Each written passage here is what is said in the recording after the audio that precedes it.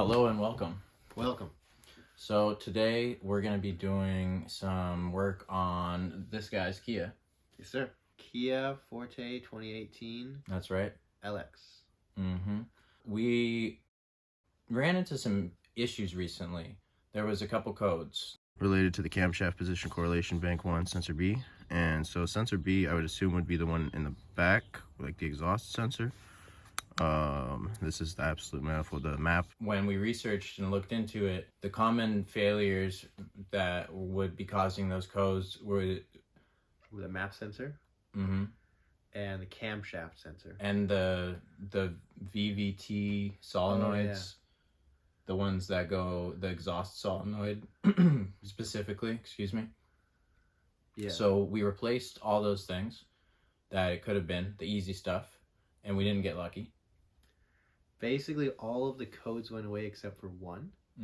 And upon doing research, we found that we're going to have to fix the timing, right, of the engine. Yeah, so generally, if it's not the things we already tried and you're having these codes on a Kia Forte, what it means is that your car jump timing most likely due to this pin shearing off of the exhaust cam. And then it gets stuck in the camshaft and the exhaust cam does not move with it anymore. And then the timing jumps and the chain's loose because of that. And so you have to replace the timing chain, the tensioner, like arms and the guide and the cam. And if the pin is stuck in the cam, you also have to replace the crankshaft, the exhaust crankshaft, or the exhaust camshaft rather. So we got all the parts, right, except for some O-rings. Yeah, so we got all the parts, but a couple escaped my grasp. When I was doing the parts list, I forgot that we're going to need a valve cover gasket because we're going to take off the valve cover. We also needed 2 O-rings that go on the timing cover on the inside. Side note, you might run into this issue depending on the production date of your Kia Forte. For the 2018s, if you have a late year 2018 production date, like November, for example, like this car was, the timing kit you'll need is not the ones that the other 2018s from early production have.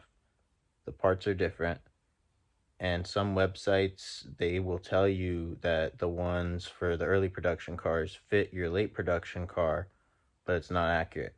And that's what happened to me. I ordered from a website where their VIN thing, which you want to use if you can, verify with your VIN always, not your year and model and make.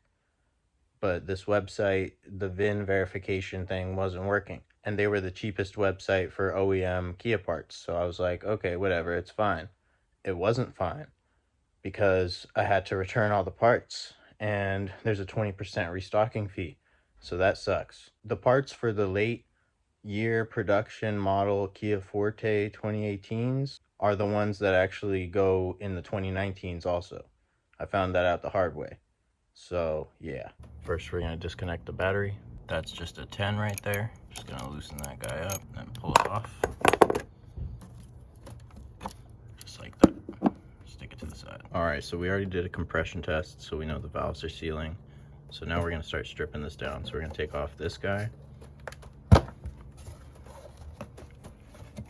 just pops off.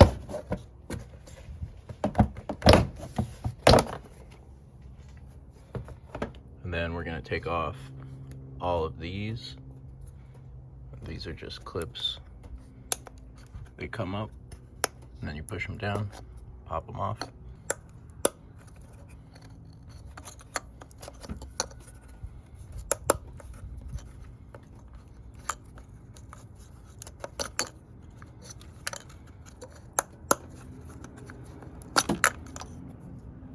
We're going to take off these clips as well.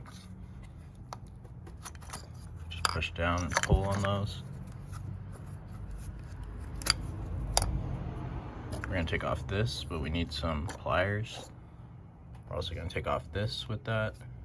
Just gonna do some needle nose work on these guys. And we can pull it right on off. Just like that. Same thing over here. This one's on a little deeper. There we go. Just like that.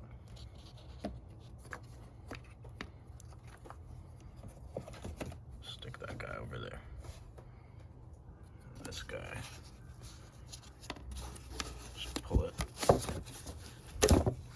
Put it over here. Just like that. All right, now we're gonna get all of these out. These are all 10s, 4 of them. We got all those 10s loose. Now we're gonna get this, just push that out of the way. And then we can get all these. Oh no, we lost a 10. We'll have to get our magnet boy out. But we're gonna get all these coil packs out.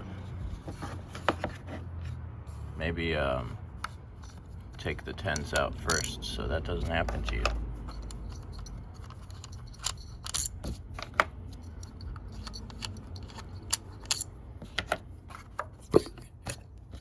Just like that.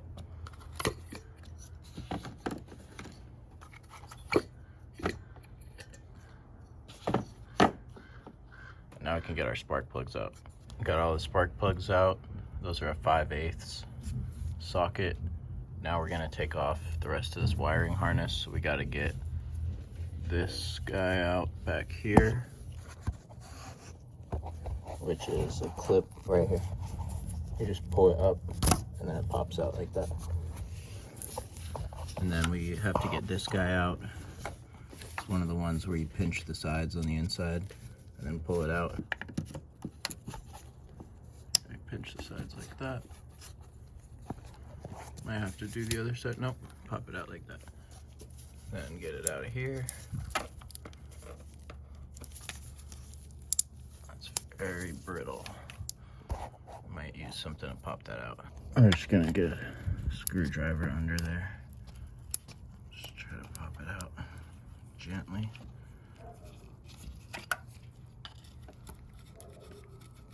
There we go. All right, so we got that out.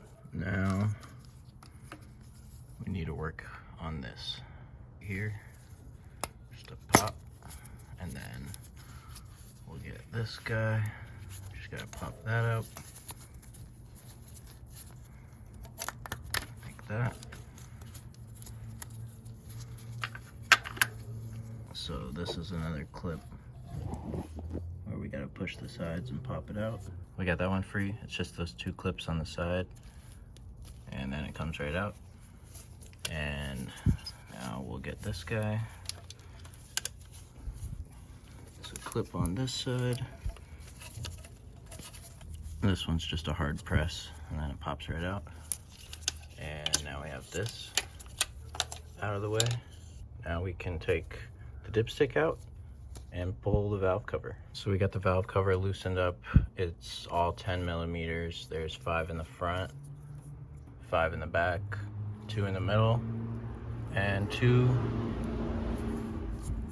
on the sides. So now we're gonna take all of those out, and then we can pull this bad boy off. All right, so we're actually not gonna take this off just yet because we have to take off a bunch of stuff on the bottom, and I don't wanna leave it just exposed. And I taped up the spark plug holes as well. So we need to take this guy off and this guy, and we're gonna take the engine mount out, but we need to get access to the bottom. So we got the wheel off, we got a jack stand on. We're gonna take off the bottom drip tray, and then we're gonna take off this side cover so we can get access right here. And once we have that stuff off the side, then we can come back up here and take this engine mount off and then support the engine with the jack and a block of wood. And then once we have the engine supported, we can get working on taking off all the stuff from the side of it. Serpentine belt, alternator. We're gonna take off the water pump down there, and yeah. All right, down here for the drip tray, it's just a bunch of 10s like this all around, and then a couple clips. It's pretty easy. Now we're gonna take off this side tray. There she is. Yeah, it's just those 2 10s right on the top. Super easy. Now we're gonna take this guy out, which is another 2 10s. And then we're gonna take this guy out, which we're gonna unplug it, and then it's 110 right there. Just kidding, that's a 12 right there. And so for this, it's a simple just push and pull it right off. And we'll tuck it away, just like that. And now we're gonna take this off. All right, we got the horn off. Now we can take the engine mount off. First, before we take this engine mount out, we're gonna go down here and set this boy to top dead center. We got that boy rotated to top dead center, and it is a 21mm socket to fit on the crankshaft bolt. And we got the engine supported. For this, it's gonna be 1, 2, 3 14s and 3 17s. And then we're just gonna loosen up this 17 in the middle, but we're not gonna take it out. Now we can just pull this bad boy out, I think.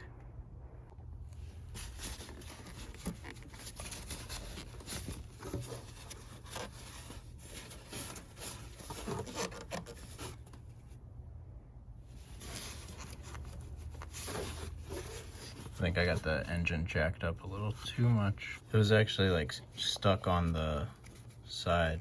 I had to pry it up with a screwdriver, but there we go. Now we're going to take the serpentine belt off, and to do that you're going to need a very thin 17mm wrench, and you can't use the open end because it'll just slip off. An extra long handle version of these is sold by Harbor Freight, which will probably give you enough leverage to do this much easier than I was able to do. For me, it was easier to just do this all from the bottom. I was able to get more leverage doing that and then slip it off the AC compressor down there while I was doing it. You're going to be pushing towards the windshield so that the bottom of the tensioner arm swings up, releasing the tension on the belt. The belt will be locked in by the tensioner, so it won't fully come off until you get the T50 bolt out of the tensioner and the 14mm that holds the tensioner in. Now that we got that belt off, we're going to get the tensioner off, which is a Torx 50. Got that bad boy loose.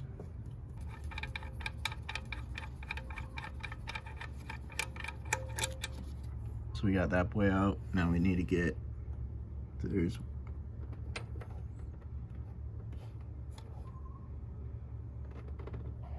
is it? I found it. You can't see it because it's covered in muck, but that's the 14 right there. I'll wipe it off.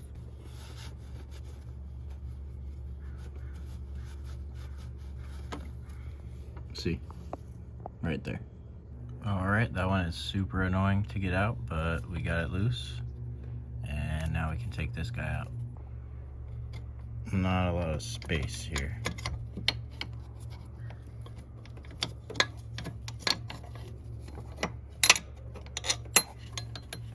All right, got that. Now we'll get this guy out. Oh, I guess it's easier out the bottom. There he is.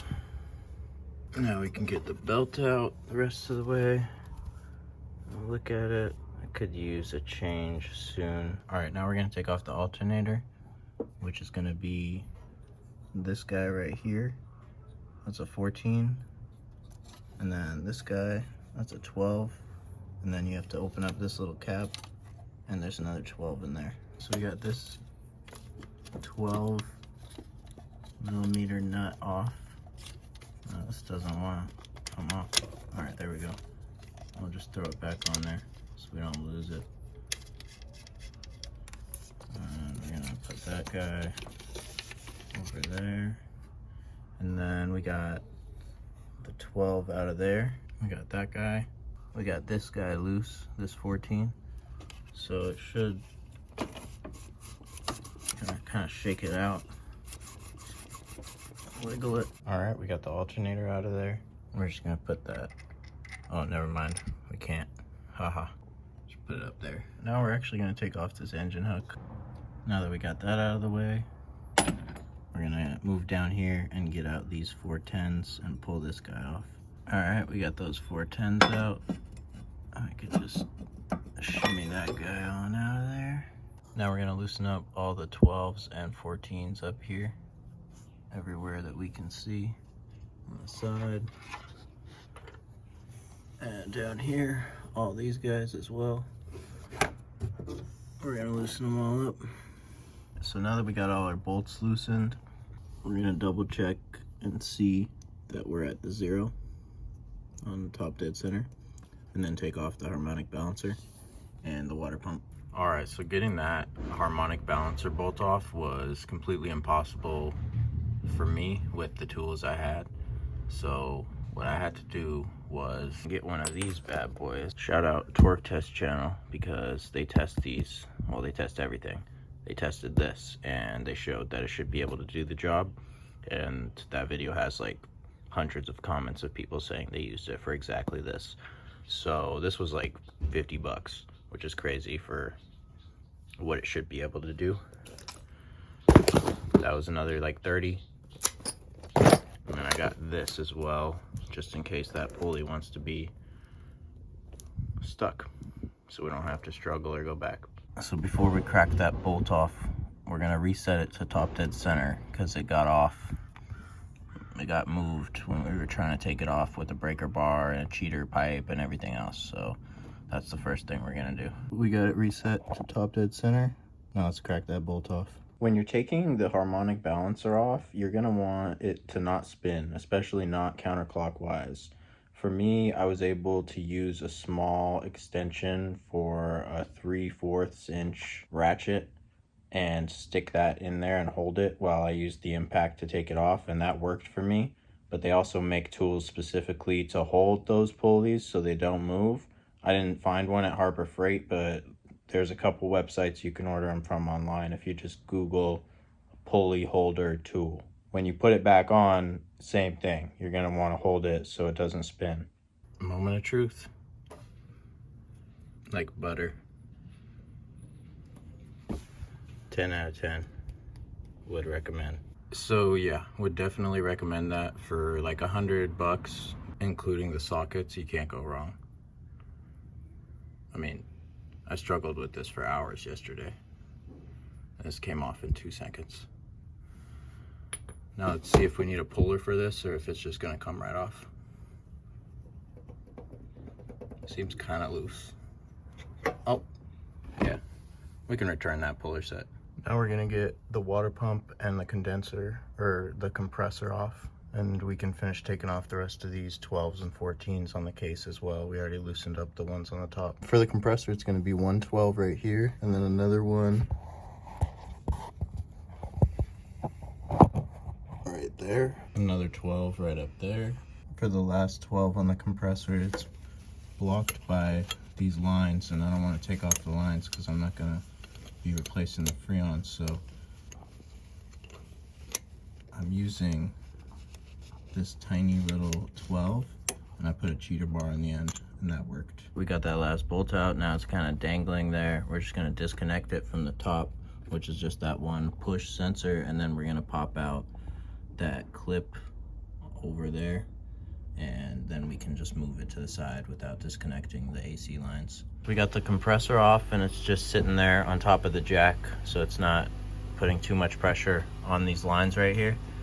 And now we're gonna get this water pump off, which is gonna be a bunch of 10s just around it, and we're gonna put a bucket under there to catch the water. I want to try to avoid getting that compressor soaked in water, but it should be okay. So it's 1, 2, 3, 4 10s on the top, and one more on the bottom. Got a little messy, not too bad. Got some in the bucket. Got some on the compressor and the jack. Now we can just pull that bad boy off, just like that.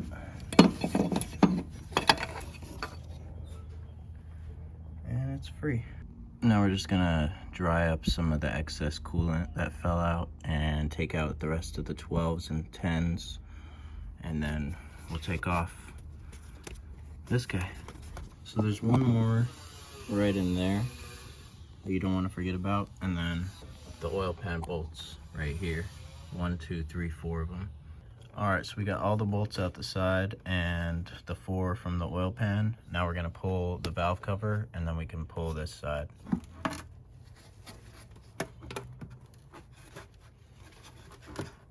And we're gonna replace this valve cover gasket as well. Well, they call it a rocker cover gasket. Whoa. But yeah, we're gonna replace it since we're taking it off. Surprisingly not a lot of slack here, but you can see the timing is off because these guys are not lined up.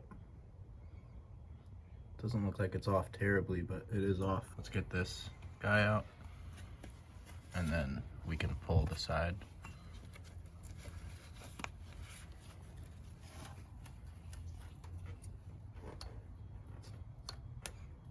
All right, so we're just gonna pry right here on the side just to get this guy loose. You can see it start to come off, but I'm gonna use 2 hands. Also, I forgot to mention earlier, this right here, there's a bearing that sits inside of this hole that goes over the crankshaft, and it only fits with the flat parts up and down, and you don't want to spin it. It has like, it needs to be set properly, so when you take off the timing cover, you want to make sure that bearing just stays exactly where it's at. You don't want to move it at all. Like if it moves a little bit, just set it right back, and then when you put it back on, it'll go perfectly on, flat on the bottom and the top.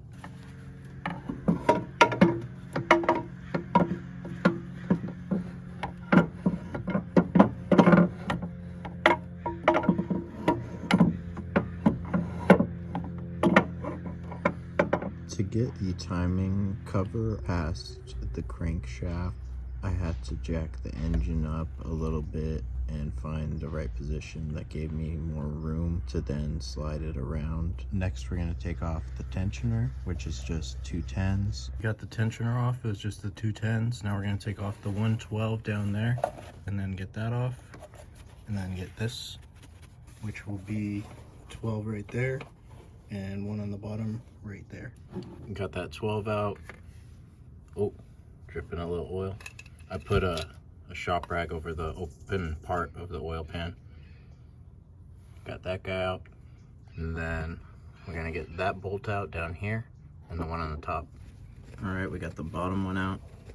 Now we're getting this top one out. It's taking forever. There we go. And that guy just falls right on out. Grab him, just like that. Now we can take the chain off.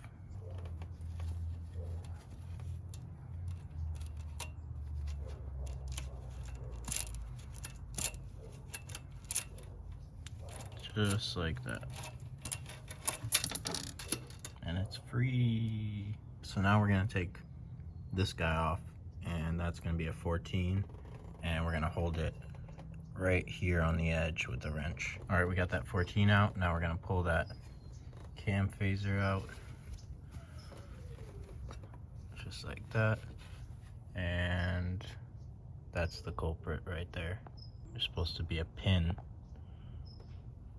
and you can see it sheared off. It's stuck in the cam right there. We'll see if we can pull it out with a magnet. If not, then we have to take off all of the guys right here and pull that cam and replace it. All right, let's see if we can have any luck on this. Oh, we got a screw on the end of my magnet. Gotta get out of there. Okay, take 2. Let's see if we can have any luck with this camshaft. Getting this pin out. Nope. Nothing. I think it probably seized in there. All right, I got a stronger magnet. Let's see if that works.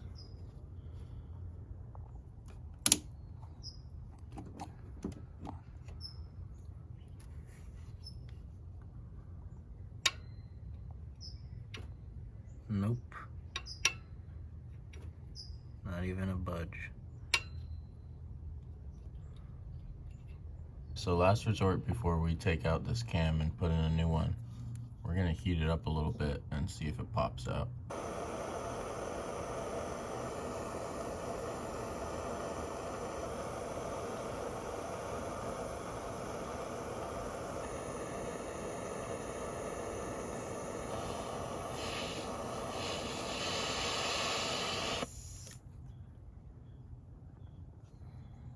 All right, we're just gonna take the cam out. So we got all 25 of these loosened. Now we're gonna pull them out and pull that cam.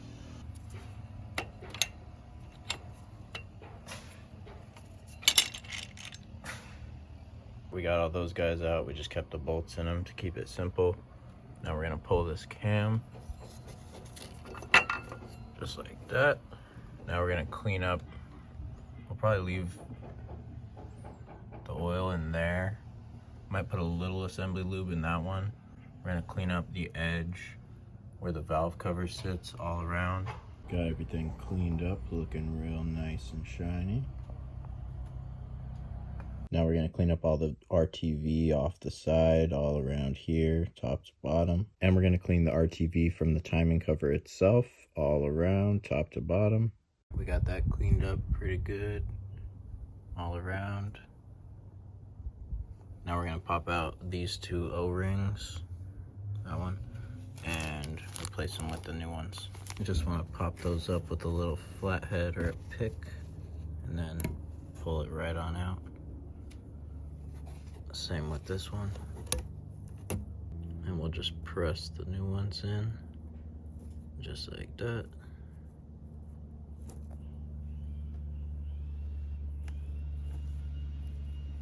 So we got the new arm and guide. We're gonna put those in right now. We got our chain guide and tensioner arm on. Now we're gonna wipe these guys out.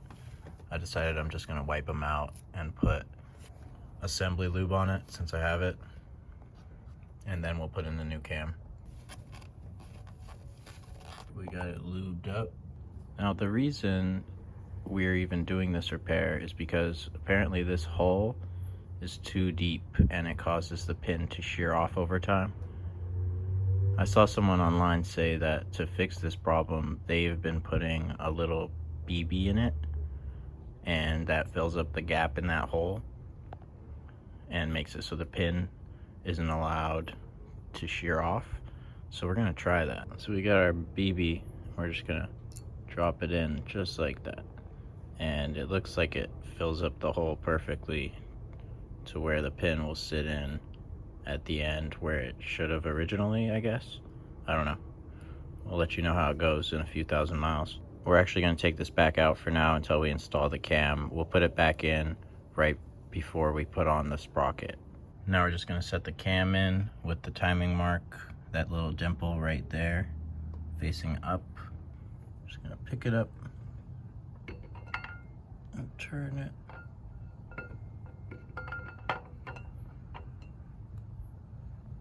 And set it in right there. Now we're gonna lube up the tops.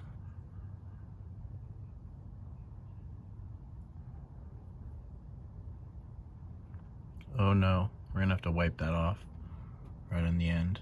We don't want that there. We just want a little bit just on the top.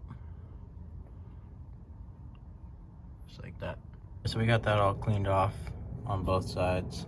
And we also lubed up the intake cam as well, since that was off, and we cleaned off all the surfaces where we're gonna have mating. We already got these cleaned up, and we just kept them in order and kept all the bolts in to keep it simple. They're also numbered though. And they have arrows. Just drop the lube.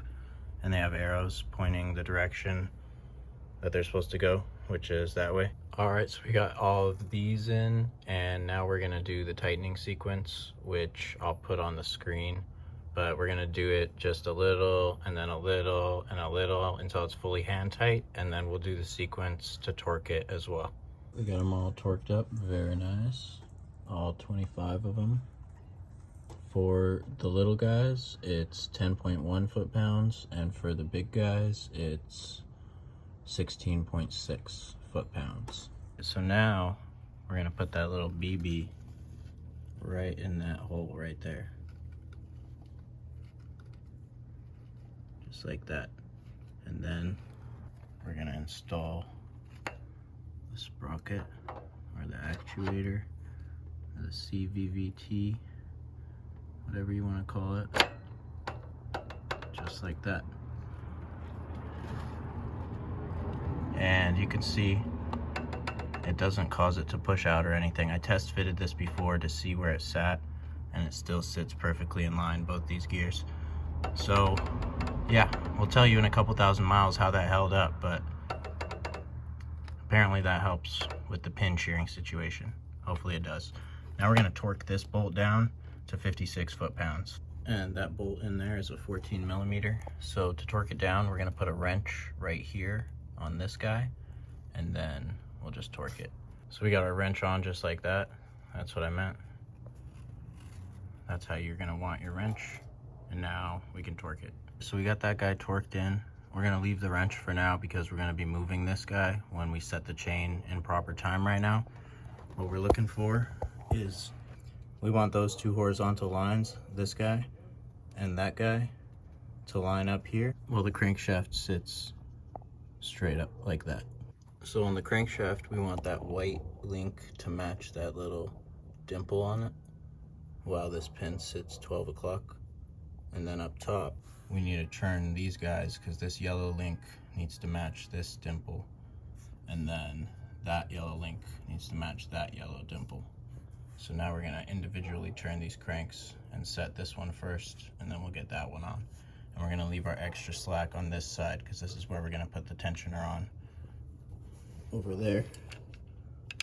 Now we're gonna set the time properly. Since I don't have another person to help me right now, I just shoved a bunch of shop towels right here to keep this link on that dimple because we have chain slack right now. But since, you know, I'm alone, that'll do the job of someone holding it there. So now we got our wrenches to move the cams, and we're just gonna make sure these guys line up right here.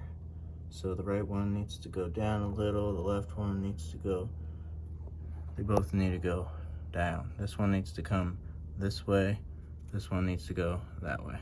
All right, we got our divot marked up with that side and that side right there. And then we got our two lines lined up. On the bottom, we got our white mark on that divot. Now we're gonna get our tensioner on, which goes right there. It's just two 10 millimeter bolts. It sits in just like that. We're just gonna tighten those guys down and leave that pin in until we're ready to release the tension. Now we're gonna pull that pin.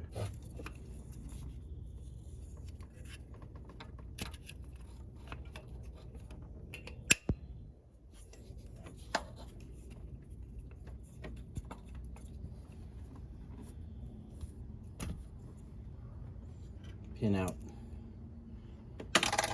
Now we're gonna recheck our marks, make sure we're still on the right spots. And down here on the crankshaft, yes sir. And our two horizontal lines line up nice. Now we're gonna take these wrenches off, and then we'll do 2 revolutions. We'll put the crankshaft bolt back on real quick, then do 2 revolutions, get it back to top dead center, and make sure that we're still lining up before we put everything back together. Small side note, the painted links on the chain are not going to line up with the dimples after you rotate the engine twice, but the horizontal lines are what you want to line up. We rotated that sucker twice and we're still lining up, and we're at top dead center down there. We're just gonna wipe this down. We already cleaned it up pretty good, but we're just gonna wipe down any oil residue that might have gotten on it, and then we'll install the timing cover. Some people put the gasket maker on the timing cover itself, but I think it's easier if we just put it on the actual engine block, because the timing cover, when we put it in, it's really tight and it's gonna touch stuff, so I don't want to be smearing it everywhere. So I'm gonna put it on the inside of all the bolt holes right now. Just going down and around, not around the water pump, just around here, and then the other side as well. You'll also need to put RTV around these 3 inner bolt holes. You don't want to forget about those. And then we're gonna set the timing cover in, and we'll set a couple bolts in and just hand tighten them all up. We got the cover back on, and now we're starting to get the bolts back in. And to keep it simple, I just used a piece of cardboard and punched them all in, aligning with the timing cover itself. So it was really easy. For this bolt right here, I believe it's one that's supposed to be replaced. It's got a little blue on the top. I believe it had some Loctite on it. So we're just gonna put some more Loctite on it real quick before we put it back in the hole. All right, we got all the timing cover bolts in. Now we're gonna do the 4 oil pan bolts that we took out. Got all those in. Now before we torque any of these down, we're gonna wait 30 minutes so that the gasket maker can dry fully, and then we'll torque them. So in the meantime, we'll put the compressor back on. We got the compressor back on, which is 312s, one right there, one right there in the bottom, and this one right here on the right side. This one's really hard to get to, so you got to use a really slim wrench. And for the 2 bolts in the easy accessible spots, we torqued them. The spec is 24.6 foot-pounds. For the hard to reach bolt, we just tightened that one up as much as we could. So we're just gonna plug it back in right there, just like that. And then that other guy that we took out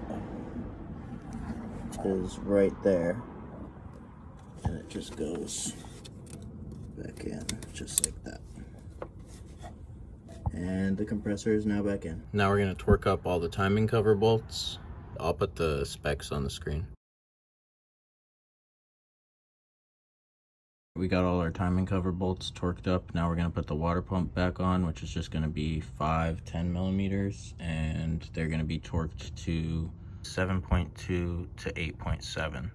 So we're gonna do like 8. So now we're gonna put on the tensioner, and that's gonna be 114 and the T50.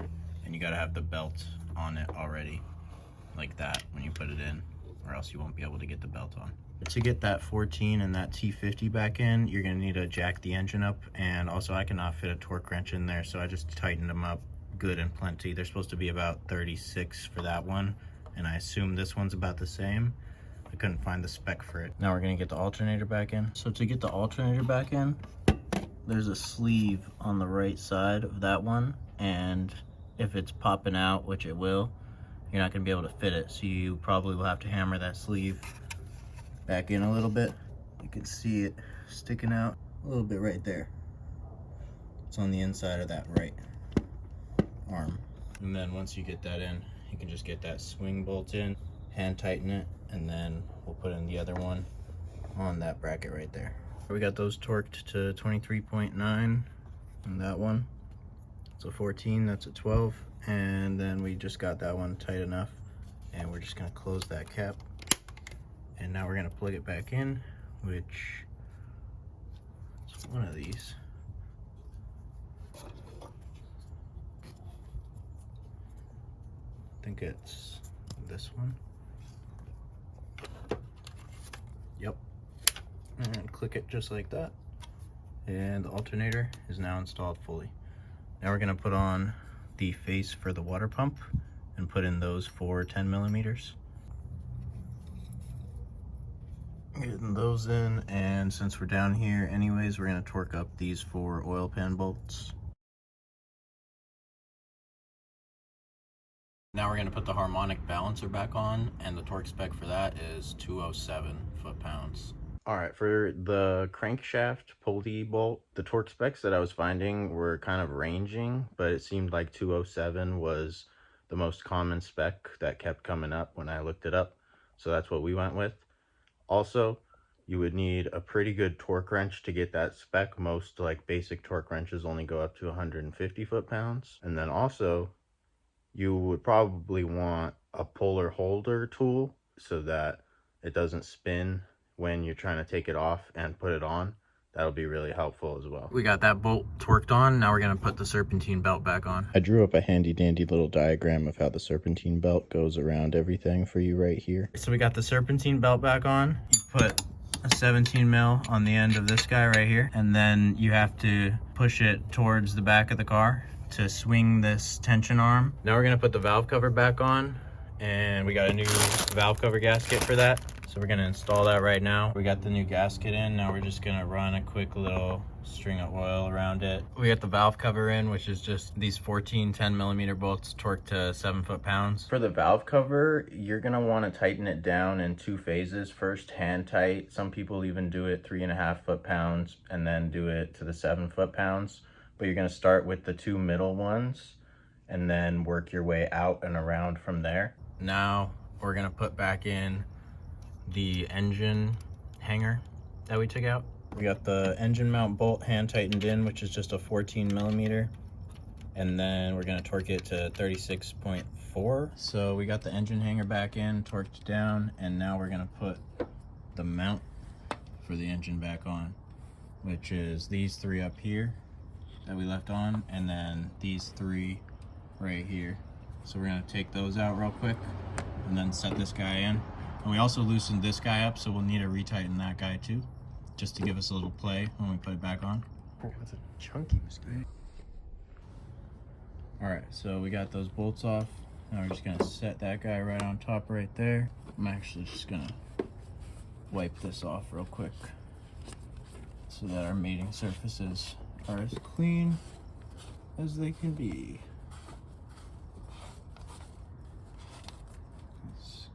Mating or meeting? Mating. Mating surfaces? They're mating. They're not meeting. You're This right. isn't their first time. They're mating. Alright, now we can pop these bolts back in, and we might have to jiggle the engine around a little bit to get it to sit right. We'll see.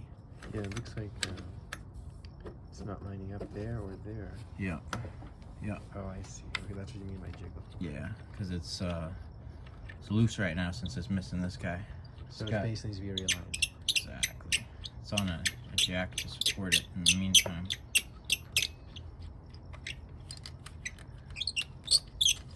Nice screwing content here. Screwing ASMR. Oh yeah. Satisfying.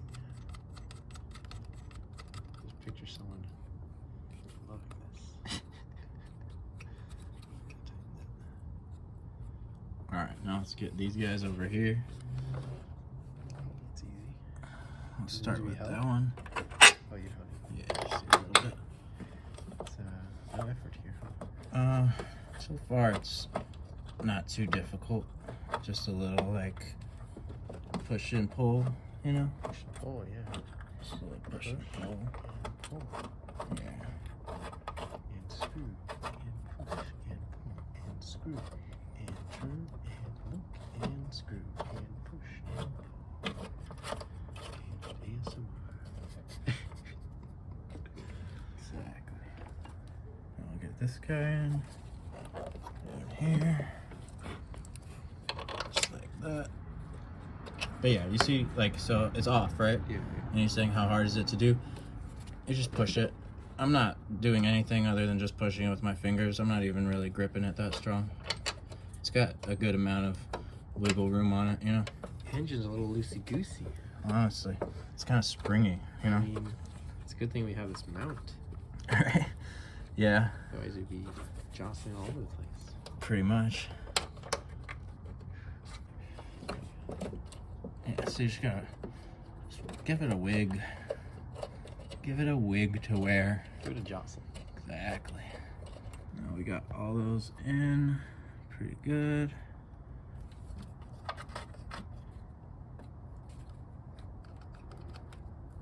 We're gonna torque them up. Now we're gonna torque them up. I bet they love being torqued. Now we're just gonna tighten them up. Snug them down. These are 14s, and I believe these are 16s. I don't remember. Let's find out. 17. All right, so these are, sorry, these are 17s actually up here.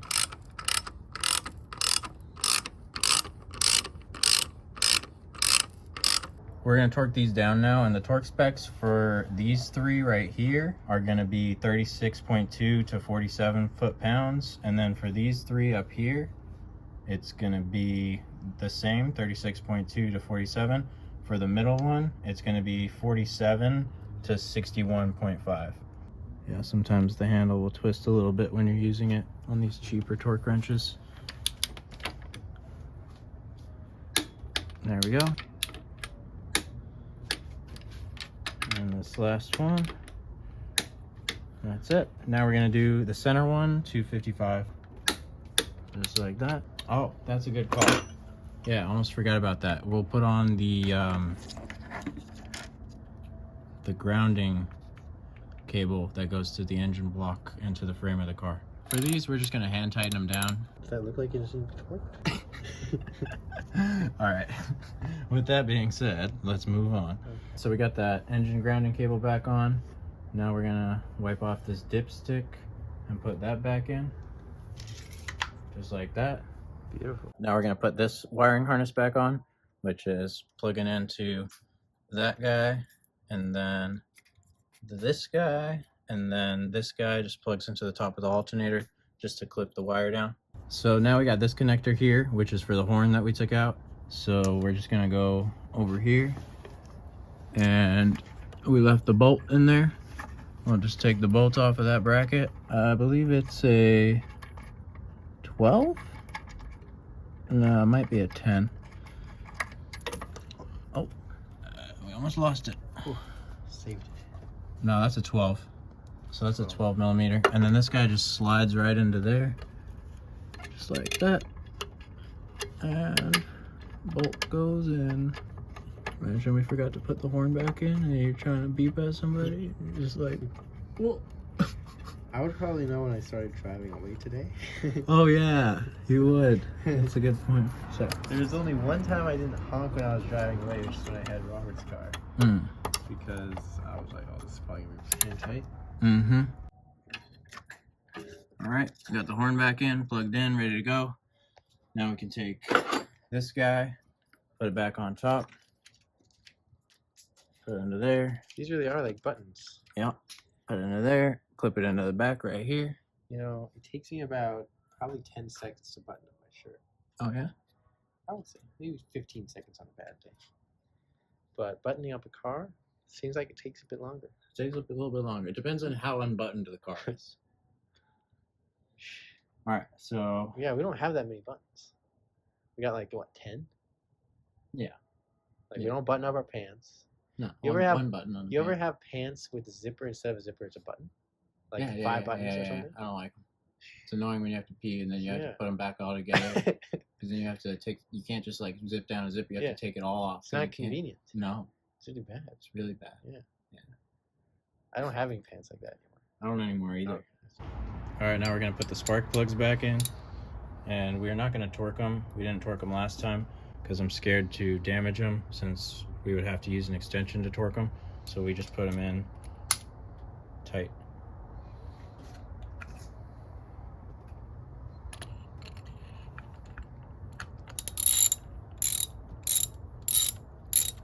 Oh, remember?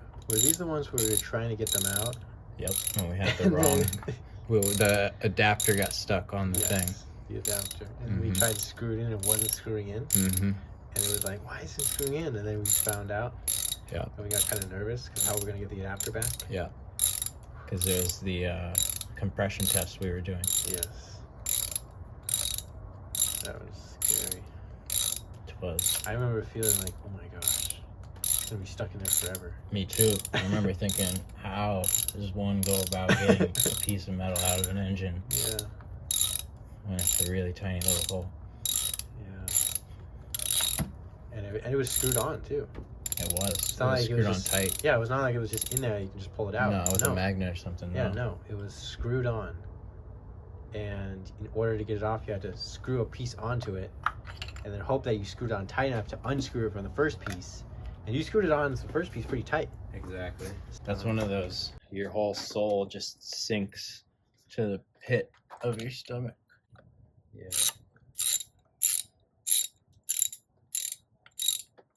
I feel like there's some movies where you're watching where you have those little roller coasters of fears and excitement and stuff. Pretty rare nowadays. I feel like the one that did it to me the most consistently too is The Lord of the Rings. There's so much stuff that goes on in there. And it's like a journey, you know? It's such a long journey. Yeah, and they take you on that journey with them. Yes. You get to experience it. You know? It's not like quick and done with. It's like, no. You're going to sit through 4 hours. That's just the first movie. It's like you have to put in work. Yeah, it's like it's such a long journey. And at the end of it, it feels so satisfying. Really, when I get to the end, I feel kind of sad. Like, oh, it's over. I was just enjoying it so much. Sometimes I want to say I probably watch it once a year. Lord of the Rings? Yeah. Really? I just, you know, it's my favorite movie. Oh, After realizing how it made me feel, I was like, oh my gosh. Who do you relate to most in there? Probably Frodo. Really? I mean, the part that makes it feel very relatable for me is how he, at the end, he's like, you know what, I just want to give up. And that feeling of like falling down and feeling like you can't stand up, it's like, I don't know, I guess I relate to that really strongly. And then when his friend's like, you know what, if you can't stand up, if you can't carry yourself, I'll carry you for you. And he picks him up and he, you know, carries him. And like it's such a helpful and like kind of, you know, like you would just hope and dream that you would have someone in your life that would do that for you. And the fact that he had someone right there and they went through so much together, and you know, his friend's probably like really tired too, but he was still able to get the strength to carry him. And it was just like, I don't know, it made me feel like if Frodo can go through all that and still keep going, even though he couldn't do it on his own, you know, he still had people to help him. He was able to get through it. Mm-hmm. It's just a really motivational thing for me. Like, and also just knowing like everything that he went through, you know, he had to go through all that whole long journey. And there's so many other people who are kind of like working to make sure that he can get there safely. And he's not alone, you know. I think that's a big part of it. Knowing that you have help, and even if you feel like giving up, people in your life will not let you give up, and they'll go with you. Yeah, the support system is really important, because like when you feel alone, things start to feel really daunting and hopeless. Yeah. And you're like, well, no one else is gonna do it. I'm not gonna do it. Then it's not gonna get done. It's more relatable for me when it's like you can't do it. You know, like he couldn't do it. He just gave up. Yeah. It is more relatable because we all feel that kind of sense of failure sometimes, that hopelessness, that I don't know what I'm doing, that like, how am I going to get through this? Yeah, and then it's like sometimes you're in a day and you're like, this day's never going to end. And I'm just going to feel like this forever. And little do you know, the next day is going to come around and it's not going to be all bad. Yeah. It's like when there's darkness, usually light will come. Yeah. It's like a storm. It's not going to be raining forever unless you're in Seattle. Even if you are not ready for the day, cannot always be night. Exactly. Unless you're in Seattle. It's always raining. Yeah. All right, we got the coil packs in, spark plugs in. Both of them tightened down. Very good. Amazing. And then no torquing for these guys. No. Look how tiny this is. So I actually want to flip this around because it said engine oil backwards, and I didn't like that. Make sure it says engine oil forward. That's right. All right. Now we can plug all these guys back in. Then we'll get everything over here all situated nicely. So we're going to plug these sensors back in, the camshaft sensors, which we replaced in another video. those guys. And then, yeah, we're going to put, This one here. yeah. This whole harness, these all go to the coil packs right here. And these are, you push it down and then you have to push the pin in. Yep. Thank you. I'll leave that pin for you as well because it's kind of fun. Oh yeah, very nice. And then we'll just check them all. Very good. All right, and now we are going to put the hose back on right here. You know, wouldn't it be This fun? guy. Sorry, I don't want to get sidetracked. Wouldn't it be fun? Say, you know, when you buy a Lego set, it doesn't come pre-built. Uh-huh. They should be like, here, you want to buy a car set, and then you buy it, and you have to build it yourself, just like a Lego set. Called kit cars. Kit cars. Grandpa wanted to. He talked about buying one of those. I was always hoping that he would. He was like, "Oh, I think about buying a kit car. Maybe we could put it together." He never did. I would love to do that. But even if it's not something like that, I would love to just get get into. This guy goes here. Oh, under there, through there. Because you can see how it routes. It doesn't sit nicely up top like this, how it was. I just had it like that so that nothing fell out. I see. Sorry, I kind of derailed you a little bit there. It's like a little nipple. Exactly. And then we're going to get our hose clamp pliers and get those set up for both of them. Oh, there's one over here too. Oh, yeah. So, what was I saying? You were saying Oh, kit cars. I want to get into even just like Getting a project car, and people like they wouldn't normally know how to fix this, well, yeah, I mean, this like or it would cost like $1,000 for labor. yes. So there's a lot of mechanics. exactly. There's a lot of situations, situations, right? So there's a lot of situations. There's a lot of situations where Good. yeah, very good.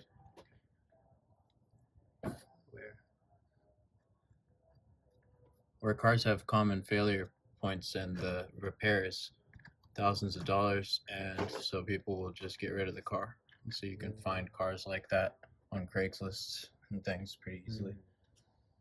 All right, so we got those on, we got that on, we got that on, we got all of these guys on. That's when the know-how becomes so valuable. Yeah, and then tools as well. Because for example, even though we had to buy a couple tools for this job, I already had like the majority of the tools. If you don't already have a good amount of tools, sometimes it's not worth it because now you have to spend $1,000 in tools just to get the job done. We're done up here. Final button in the outfit. Button, bitch. There we go. There we go. Buttoned up. Buttoned up. Let me give her a. Now we're going to put the wheel back on and the drip tray on the bottom. There's this side panel that goes and covers the side of the engine, and we're going to put that on real quick before we put the drip tray on. You don't have to record this, but I would appreciate a light. Okay. Do you need a deeper light in here? Yeah, a little bit. All right, so we got the side cover on right here, and now we're going to put there's my flashlight. Now we're going to put the drip tray on. I was looking for that flashlight for a while. What, really? Yeah. We got the wheel back on. We're gonna drop it down and then we'll torque up the lug nuts and then we'll start it up and see how she sounds. All right, now we're gonna torque these bad boys down to 85 foot-pounds because the spec is 79 to 94, I believe. 95, I think. Yeah, so we're gonna do 85. So since we took off the water pump, we're just gonna replace the coolant that's spilled out. Most of it went on the floor, not gonna lie. Some of it went in a bucket. Now we're gonna reconnect the battery and we'll start it up and see how she sounds. Ready? How do you feel? So excited. So excited, and kind of like this feeling of like my heart is all jumping around. I hear you. Yeah, I'm right there with you.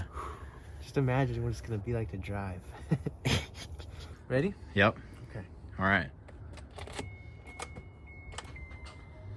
Wait, hold on. Okay. Before you start it, prime the fuel pump. So turn it back off again, actually. Okay. And then do that again. Okay. put the key forward again. All right, it should be good. Ready? Yep.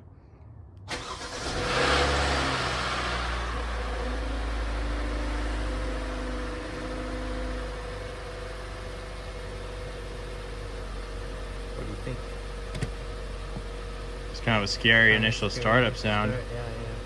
Should I let her run for a bit? Yeah, let it idle. Okay. Was the check engine light on before? Yeah, it was. And it's not anymore. That's right. Thoughts? It's amazing. Good as new. Just like when I purchased it for the first time with 16,000 miles. I'm happy to hear that. It sounded a little scary on first startup, real scary, but we took it around the block and it seems to be doing a lot better. Sounds very smooth now. Feels smooth too, right? It does. Feels very smooth. Yes. And strong. Powerful. That's right. If you have this problem with your car, you will experience a loss of power, and fixing it will restore that power. It will. Well, all right. Thanks for joining us, and until next time. Peace.